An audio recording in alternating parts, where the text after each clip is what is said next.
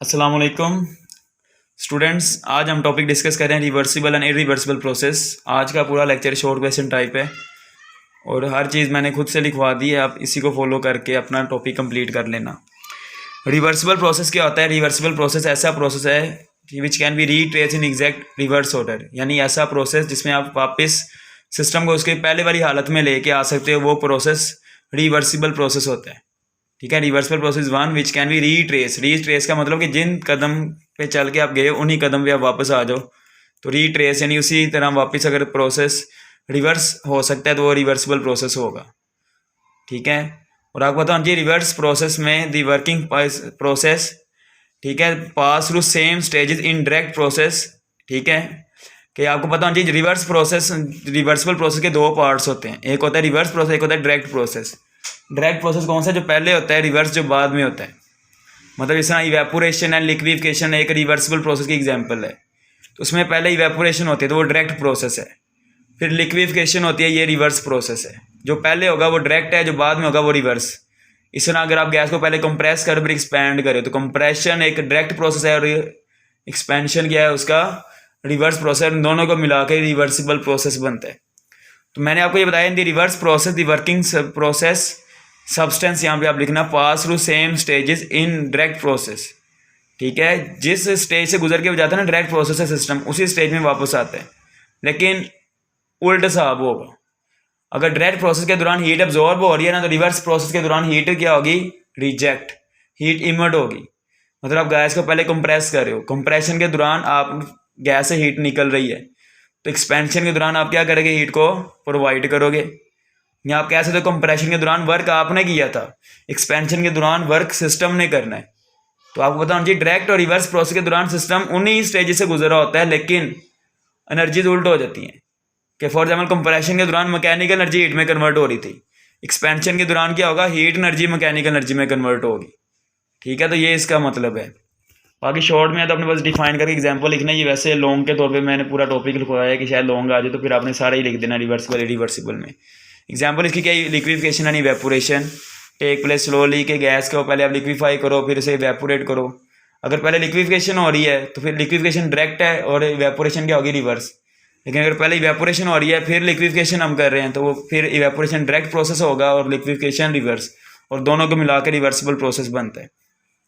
फिर reversible cycle के बारे में पता होना चाहिए। रिवर्सिबल साइकिल क्या है? Succession of events which bring system back to initial stage और in it all changes are reversible. के तमाम इवेंट्स जो रिवर्सिबल प्रोसेस में होते हैं ना उनको हम रिवर्सिबल साइकिल कहते हैं मिला के।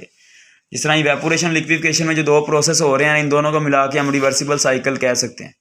ठीक है, यहाँ हम गैस को पहले कंप्रेस करें फिर एक्सपैंड, तो कंप्रेशन और एक्सपेंशन को मिला के हम क्या कह सकते हैं? ये रिवर्सिबल साइकिल है। अब इरिवर्सिबल प्रोसेस कौन सा होता है? ऐसा process that can not be retrace in reverse order. ऐसा प्रोसेस जिसमें सिस्टम वापस इनिशियल स्टेज पे नहीं आ सकता, उसे हम कहते हैं इरिवर्सिबल प्रोसेस। की एग्जांपल क्या? धमाका। एक धमाका जो है ना इरिवर्सिबल प्रोसेस है, जिसमें जो बॉम्ब है वो अपने पार्टिकल्स में टूट जाता है, तो क्या वो पार्टिकल दोबारा इकट्ठे होकर बॉम्ब बना सकते हैं? नो। और इरिवर्सिबल प्रोसेस जो होते हैं ना वो रैपिड होते हैं। जो आपके रिवर्सिबल प्रोसेस की नेचर क्या होती है? स्लो नेचर की होते हैं वो। ठीक है, तो आपने रिवर्सिबल इरिवर्सिबल प्रोसेस में यही तीन बातें बतानी है: reversible cycle, reversible process, irreversible process, example वगैरह। अब हीट इंजन क्या है? हीट इंजन एक ऐसी डिवाइस है जो कन्वर्ट करती है थर्मल एनर्जी को मैकेनिकल में, यानी हीट एनर्जी को मैकेनिकल एनर्जी में कन्वर्ट करने के लिए हम जो यूज़ करते हैं उसका नाम है हीट इंजन। अब हीट इंजन के तीन पार्ट्स में डेफिनेशन आ सकती है। पहला पार्ट इसका सोर्स। सोर्स क्या करता है? इसे हम यूज़ करते हैं to supply heat at high temperature. Source से हीट एनर्जी आती है और इसे हम हीट हाई टेम्परेचर रेजरवोयर भी कहते हैं। रेजरवोयर का मतलब ज़ख़ीरा, कि हाई टेम्परेचर रेजरवोयर जो ज़ख़ीरा है किसका? हीट का। ठीक है, गाड़ी के अंदर जहाँ पे पेट्रोल जलता है ना वो सोर्स होता है, क्योंकि वहाँ पे पेट्रोल जलने से हीट मिलती है आपको। और सिंक क्या है? सिंक वो जगह जहाँ पे हीट जाती है, कि heat is rejected to it. Sink को हीट हम भेजते हैं और वो लो टेम्परेचर पे होता है। It is also called low temperature reservoir. और सिंक जो होता है ना हमारा एटमॉस्फेयर होता है, क्योंकि जब गाड़ी का इंजन रनिंग पोजीशन में होता है तो हीट हमारी सराउंडिंग में जाती है, तो सराउंडिंग सिंक है। अब वर्किंग सब्सटेंस क्या है? वर्किंग सब्सटेंस वो है जो कन्वर्ट करता है heat from the source into work and reject remaining heat into sink. कैसे? वर्किंग सब्सटेंस सोर्स और सिंक के दरमियान में होता है, जो क्या करता है? सोर्स से आने वाली कुछ हीट को इस्तेमाल करके उसे मैकेनिकल एनर्जी में कन्वर्ट करता है और बाकी की एनर्जी किसको दे देता है? वो सिंक को। और मोस्टली वर्किंग सब्सटेंस जो है वो गैस होती है जो सोर्स से आने वाली हीट से एक्सपैंड करती है। एक्सपेंशन के दौरान वो पिस्टन पे वो फोर्स लगाती है पिस्टन मूव करते हैं, यानी पिस्टन के मूव करने से आगे गाड़ी फिर मूव करती है। लेकिन अगर 100 जॉल हीट आ रही है तो फर्ज किया उसने 50 जॉल वर्क किया, तो बाकी 50 जॉल हीट किस में जाएगी, सिंक में। तो हीट इंजन में ये आपको बातें पता होनी चाहिए। अगला टॉपिक जो मैं डिस्कस कर रहा हूँ, सेकंड लॉ ऑफ थर्मोडायनामिक्स। ये भी शॉर्ट में आता है, लेकिन इसमें जो की पॉइंट्स मैंने सारे बता दिए आपको। कि सेकंड लॉ ऑफ थर्मोडायनामिक्स हमें बताता है कंडीशंस के बारे में for conversion of heat into mechanical energy. First law of thermodynamics हमें बस कहता है कि हीट एनर्जी मैकेनिकल एनर्जी में कन्वर्ट होगी, किस तरह होगी हम सेकंड लॉ बताते हैं। वो किस तरह, सेकंड लॉ ऑफ थर्मोडायनामिक्स ये कहता है अगर आप हीट एनर्जी को मैकेनिकल एनर्जी में कन्वर्ट करना चाहते हो तो आपको 2 रेजर्वोयर चाहिए, एक हॉट एक कोल्ड, और दरमियान में होगा आपका हीट इंजन, यानी दरमियान में आपका वर्किंग सब्सटेंस होगा। जो फर्ज किया यहाँ पे सोर्स से आ रही हीट Q1, और उसमें कुछ हीट वो किस में कन्वर्ट कर देगा, वर्क में, बाकी हीट किधर चले जाएगी, सिंक में। और वर्क यहाँ पे किसके बराबर होगा, आने वाली हीट में से जाने वाली हीट को क्या कर देंगे हम, माइनस। फर्ज किया 100 जॉल हीट आ रही है और 40 जॉल सराउंडिंग में जा रही है, तो 60 जॉल वर्क होगा, 100 माइनस 40 60, ठीक है। तो ये कंडीशन सेकंड लॉ बताता है कि for conversion of heat into work 2 reservoirs and different temperature are required. Q1 is heat emitted by source and working substance convert part of heat into work and remaining किस में जाएगी, sink में, ठीक है। अगर आपसे कहे ना कि हीट एनर्जी को मैकेनिकल एनर्जी में कन्वर्ट करने की कंडीशन क्या, तो डायग्राम बना के आपने बता देना for conversion of heat into work 2 reservoirs at different temperature are required, ठीक है। तो Q1 हीट जो आ रही है इसमें से कुछ सोर्स कन्वर्ट करेगा वर्क में और रिमेनिंग किधर भेज देगा, वो सिंक में, ठीक है। तो शॉर्ट में ये कंडीशन आपको पता होनी चाहिए। अब ये जो बात है मैंने डायग्राम में लिखी है कि वर्क बराबर है Q1 माइनस Q2, वो किस तरह पता चला है, वो second law of thermodynamics, first law of thermodynamics से पता चला है। आपको पता होना चाहिए हीट इंजन में होने वाले तमाम प्रोसेस साइक्लिक होते हैं, रिवर्सिबल, थोड़ा सा डेल्टा यू जीरो होगा। आपको पता होना चाहिए रिवर्सिबल प्रोसेस में हमेशा change in internal energy zero होती है, क्योंकि सिस्टम अपनी इनिशियल स्टेट में वापस आ जाएगा। इनिशियल स्टेट में वापस आने का मतलब क्या है, उसका जो शुरू में टेम्परेचर था वही फाइनल टेम्परेचर होगा, तो डेल्टा यू जीरो हो जाएगा। तो फर्स्ट लॉ ऑफ थर्मोडायनामिक्स में डेल्टा यू जीरो पुट कर दो, क्यू बराबर आ जाएगा डब्ल्यू के, और Q को हम यहाँ पे Q1 माइनस Q2 पुट कर देंगे, क्योंकि Q यहाँ पे क्या है, नेट हीट अब्जॉर्ब, तो साबित हो गया। बाकी वर्क डन जो है यहाँ पे Q1 माइनस Q2 के इक्वल होगा। और ये जो बात मैंने आपको बताई है कि रिवर्सिबल प्रोसेस या साइक्लिक प्रोसेस होता है हीट इंजन में, ये MCQ में पता होना चाहिए। डेल्टा यू जीरो होता है हीट इंजन में, ये भी पता होना चाहिए।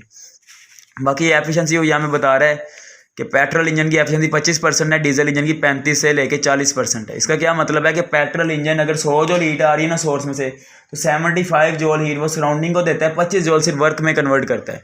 इस तरह डीजल इंजन भी सिर्फ 35 से 40 जॉल हीट सराउंडिंग वर्क में कन्वर्ट करता है सिर्फ, और बाकी सारी सराउंडिंग में जाती है। यानी पता ये चला कि कोई भी हीट इंजन ऐसा नहीं है जो सराउंडिंग में हीट ना भेजे।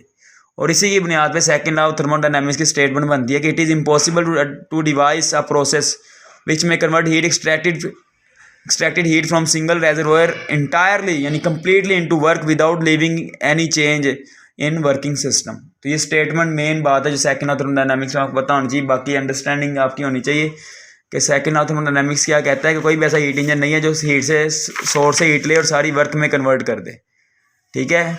इसके अलावा एंड पे आपको पता होना चाहिए कि हम अपने एटमॉस्फेयर या समंदर की हीट को इस्तेमाल करके हीट इंजन नहीं बना सकते, क्योंकि समंदर या एटमॉस्फेयर से कम टेम्परेचर पे कोई रेजर्वोयर भी नहीं है हमारे पास। और हीट एनर्जी को मैकेनिकल एनर्जी में कन्वर्ट करने के लिए हमारे पास 2 रेजर्वोयर का होना ज़रूरी है, एक हाई टेम्परेचर पे एक लो। तो अगर शॉर्ट में आए ना कि हम एटमॉस्फेयर या ओशन की हीट को क्यों नहीं कन्वर्ट कर सकते मैकेनिकल एनर्जी में, तो आपने ये बताना है we can not use heat content of atmosphere और ocean because there is no reservoir less than temperature of both, क्योंकि हमारे पास कोई भी रेजर्वोयर नहीं है जिसका टेम्परेचर इन दोनों से लेस हो, ठीक है। कोई भी ऐसा रेजर्वोयर नहीं जो ओशन की हीट को अब्जॉर्ब कर सके। क्लियर।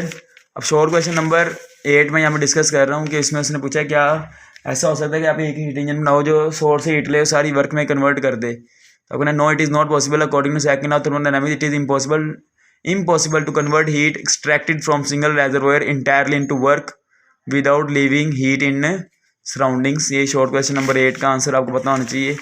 11th शॉर्ट में आपसे कह रहा है कि कोई एग्जाम्पल क्या ऐसा हो सकता है कि मैकेनिकल एनर्जी को हीट में कन्वर्ट किया जाए, अगर कर सकते हैं तो एग्जाम्पल दें। तो आपको ना यस, और इसी एग्जाम्पल है एडियाबैटिक कंप्रेशन, जिसमें मैकेनिकल एनर्जी हम हीट में कन्वर्ट करते हैं। वो यहाँ पे उस हीट एनर्जी की बात कर रहे हैं जो आगे हम फिर से वर्क में कन्वर्ट कर सकते हैं। बहुत से बच्चे आइसोथर्मल कंप्रेशन लिख देते हैं। आइसोथर्मल कंप्रेशन में वर्क हीट में कन्वर्ट होता है, लेकिन वो हीट वो है जो सराउंडिंग में चली जाएगी, जो वेस्ट हो जाएगी। लेकिन इस क्वेश्चन में वो उस हीट एनर्जी की बात कर रहा है जो हम यूटिलाइज कर सकते हैं इन डूइंग वर्क। तो आप यहाँ पे एडियाबैटिक कंप्रेशन एग्जांपल ही लिखना। इसके अलावा आप चाहें तो रबिंग हैंड वाली एग्जांपल भी दे सकते हो। इसके अलावा इंटरनल एनर्जी वाले टॉपिक मैंने कहा था कि एक बॉडी दूसरी बॉडी पे स्लाइड करते हुए जब रेस्ट में आती है तो उसकी मैकेनिकल एनर्जी इंटरनल एनर्जी में कन्वर्ट हो जाती है। आप वो भी एग्जांपल यहाँ पे दे सकते हैं, ठीक है। अब न्यूमेरिकल नंबर 1 जो है ना आपकी बुक में, वो बिल्कुल एग्जांपल नंबर 2 के जैसा है, जिसमें हमने ऑक्सीजन की वेलोसिटी निकाली थी, मीन वेलोसिटी, तो आपने खुद ही करना है वो। बस वहाँ पे हमने नए ऑक्सीजन के लिए 32 ग्राम लिया था मैथ्स, इसके लिए आपने 28 ग्राम लेके खुद ही सॉल्व करना। अगर ना हो तो आप बताइएगा। सेकंड न्यूमेरिकल में आपसे कह रहा है प्रूव करेंगे mean square root mean square velocity की रेशो मैथ्स के इन्वर्स रेशो के इक्वल होती है, यानी हमने ये प्रूव करना है। टेम्परेचर 2, ठीक है, 2 गैसेस हैं, दोनों का टेम्परेचर वो कह रहा है सेम है। तो फॉर गैस 1 टेम्परेचर का फॉर्मूला मैंने ये लिखा है, बस एम और वी के साथ 1 लगाना है, टेम्परेचर के साथ 1 नहीं लगाना। फॉर गैस 2 टेम्परेचर का फॉर्मूला मैंने ये लिखा है जो हमने ड्राइव किया था, दोनों को डिवाइड करें, इधर 1 आ जाएगा, इधर ये कट जाएगा, दोनों 1/2 भी कट जाएगा, सिर्फ ये रह जाएगा। m1 नीचे आ जाएगा, m2 ऊपर, m2 ओवर m1 हो जाएगा, दोनों साइड का स्क्वायर रूट लें तो प्रूव हो गया कि रूट मीन स्क्वायर वेलोसिटी की रेशो मैथ की इन्वर्स रेशो के इक्वल है। यानी जिस गैस का मैथ कम होगा उसकी वेलोसिटी ज़्यादा होगी, जिस गैस का मैथ ज़्यादा होगा उसकी वेलोसिटी कम। थर्ड न्यूमेरिकल में कह रहा है कि गैस को हम प्रेशर इतना दे रहे हैं 1.25 × 10⁵ और वर्क हम उस पर कर रहे हैं, हम उस पर वर्क कर रहे हैं, यानी हमारा वर्क नेगेटिव होता है, ओके। तो हमने फिर साथ माइनस लगाना है। और गैस का फाइनल वॉल्यूम इनिशियल वॉल्यूम का हाफ है, तो आपने फाइंड करना है यहाँ पे फाइनल वॉल्यूम। तो वर्क का फॉर्मूला ये है P डेल्टा V, तो इसको VF माइनस VI लिख दूंगा, VI की जगह मैं 2VF पुट कर दूंगा, क्योंकि VF 1/2 VI के इक्वल है, तो VI किसके बराबर आ जाएगा 2VF। दोनों को माइनस करूंगा, माइनस VF इससे मल्टीप्लाई होगा तो यही आ जाएगा, माइनस माइनस से काट गया, इधर आके डिवाइड, तो ये आंसर आ जाएगा 8 × 10⁻⁴ मीटर क्यूब। चौथा न्यूमेरिकल बहुत ही आसान है, जिसमें कह रहा है कि गैस की इंटरनल एनर्जी हम डिक्रीज़ कर रहे हैं 300 जूल, डिक्रीज़ कर रहे हैं तो साथ माइनस लगाना है, और हम गैस पे वर्क कर रहे हैं तो वो भी माइनस में हम लिखेंगे। हमने हीट फाइंड करनी है, तो ये है formula delta U plus work, दोनों की वैल्यूज पुट की, प्लस माइनस माइनस, -300 जमा -120 -420 आंसर आ जाएगा, ठीक है।